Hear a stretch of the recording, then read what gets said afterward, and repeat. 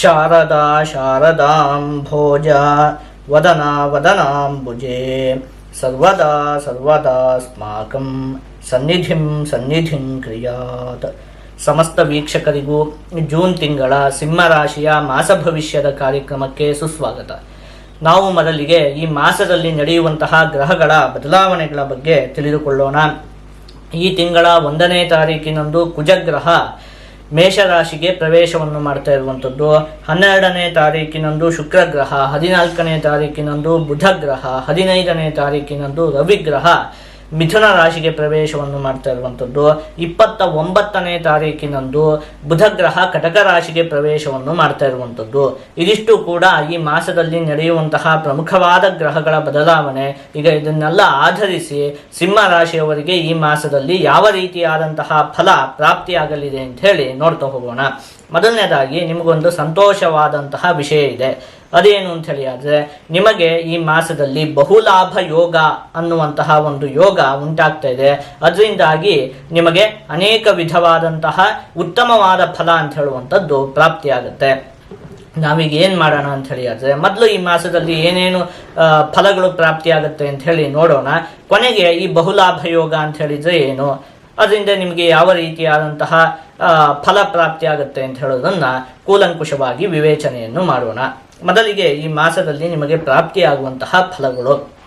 ನ್ಯಾಯಾಲಯದಲ್ಲಿ ಏನಾದರೂ ವಿವಾದಗಳು ಇದ್ದಂತಹ ಪಕ್ಷದಲ್ಲಿ ಅದೆಲ್ಲ ಈ ಮಾಸದಲ್ಲಿ ಬಗೆಹರಿಯುವುದಕ್ಕೆ ಅತ್ಯಂತವಾಗಿ ಅವಕಾಶ ಅಂತ ಹೇಳುವಂಥದ್ದಿದೆ. ಇನ್ನು ವ್ಯಾಪಾರಿಗಳಿಗೆ ಅನಿರೀಕ್ಷಿತವಾಗಿ ಲಾಭ ಉಂಟಾಗುತ್ತೆ. ಅಂದರೆ ವ್ಯಾಪಾರಿಗಳಿಗೆಲ್ಲ ಈ ಮಾಸದಲ್ಲಿ ಅತ್ಯಂತ ಉತ್ತಮವಾಗಿ ಲಾಭ ಆಗುತ್ತೆ. ಅದನ್ನು ನೀವು ಯೋಚನೆಯನ್ನೇ ಮಾಡಿರುವುದಿಲ್ಲ, ಇಷ್ಟೊಂದು ಲಾಭ ಉಂಟಾಗುತ್ತೆ ಅಂತ ಹೇಳಿ. ಆ ರೀತಿಯಾಗಿ ಅನಿರೀಕ್ಷಿತವಾಗಿ ಲಾಭ ಅನ್ನುವಂಥದ್ದು ಉಂಟಾಗುತ್ತೆ.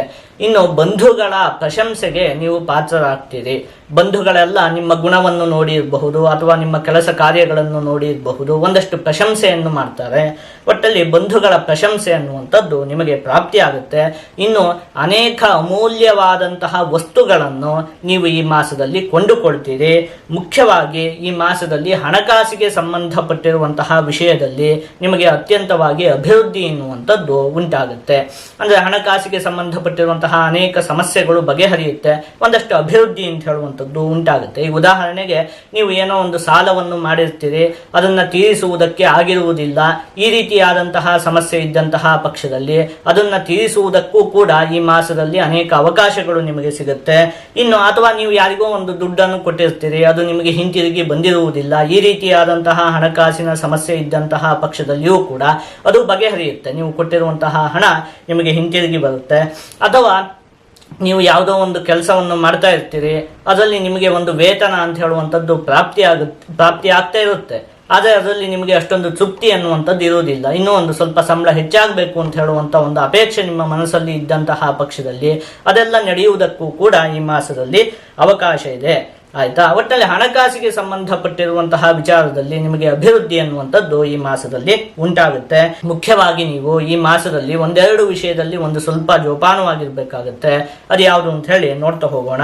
ಮೊದಲನೇದಾಗಿ ನೀವು ಈ ಮಾಸದಲ್ಲಿ ಬಣ್ಣದ ಮಾತಿಗೆ ಮರುಳಾಗಬಾರದು. ಅಂದ್ರೆ ಯಾರೋ ಬಂದು ಹೊಗಳಿದ್ರು ಅಂತ ಹೇಳಿ ಆದ ತಕ್ಷಣ ನೀವು ಯಾವುದೋ ಕೆಲಸವನ್ನು ಮಾಡಿಕೊಡುವಂಥದ್ದು ಇರಬಹುದು ಅಥವಾ ಏನೋ ಒಂದು ಸಹಾಯವನ್ನು ಮಾಡುವಂಥದ್ದು ಇರಬಹುದು. ಈ ರೀತಿಯಾಗಿ ಮಾಡಿದಂತಹ ಪಕ್ಷದಲ್ಲಿ ಮುಂದೆ ಅದು ನಿಮಗೆ ಸಮಸ್ಯೆ ಉಂಟಾಗುತ್ತೆ.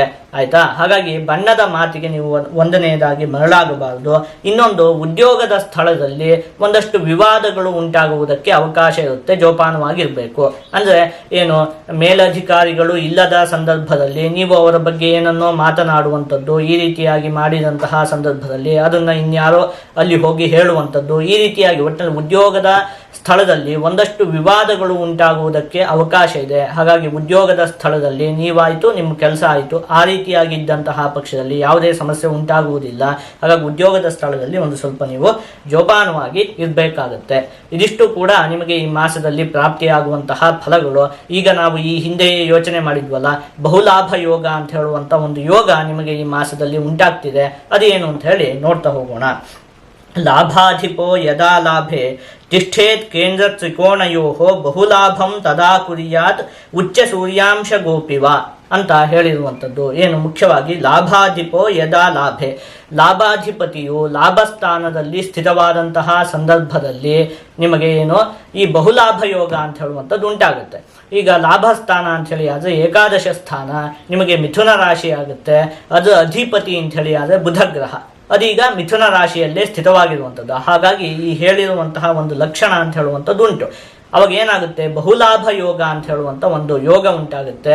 ಇದರ ಹೆಸರೇ ಹೇಳುವಂತೆ ನಿಮಗೆ ಅನೇಕ ವಿಧವಾಗಿ ಲಾಭ ಅಂತ ಹೇಳುವಂಥದ್ದು ಈ ಮಾಸದಲ್ಲಿ ಉಂಟಾಗುತ್ತೆ. ಅಂದರೆ ನೀವು ಯಾವುದೇ ಉದ್ಯೋಗವನ್ನು ಮಾಡ್ತಾ ಇರಬಹುದು, ಅದರಲ್ಲೆಲ್ಲ ನಿಮಗೆ ಅತ್ಯಂತವಾಗಿ ಲಾಭ ಅಂತ ಹೇಳುವಂಥದ್ದು ಉಂಟಾಗುತ್ತೆ.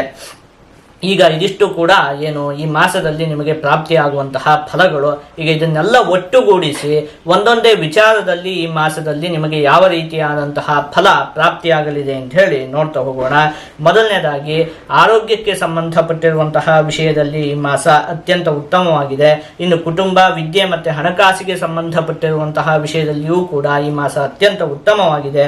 ಉದ್ಯೋಗಕ್ಕೆ ಸಂಬಂಧಪಟ್ಟಿರುವಂತಹ ವಿಷಯದಲ್ಲಿ ಈ ಹಿಂದೆಯೇ ಒಂದು ಚೂರು ಯೋಚನೆ ಮಾಡಿದಂತೆ ಒಂದು ಸ್ವಲ್ಪ ವಿವಾದಗಳಿಂದ ದೂರ ಇದ್ದಂತಹ ಪಕ್ಷದಲ್ಲಿ ನಿಮಗೆ ಯಾವುದೇ ಸಮಸ್ಯೆ ಅನ್ನುವಂಥದ್ದು ಉಂಟಾಗುವುದಿಲ್ಲ. ಆದಷ್ಟು ನೀವು ಈ ಮಾಸದಲ್ಲಿ ಸುಬ್ರಹ್ಮಣ್ಯ ಸ್ವಾಮಿಯ ಆರಾಧನೆಯನ್ನು ಮಾಡಬೇಕು.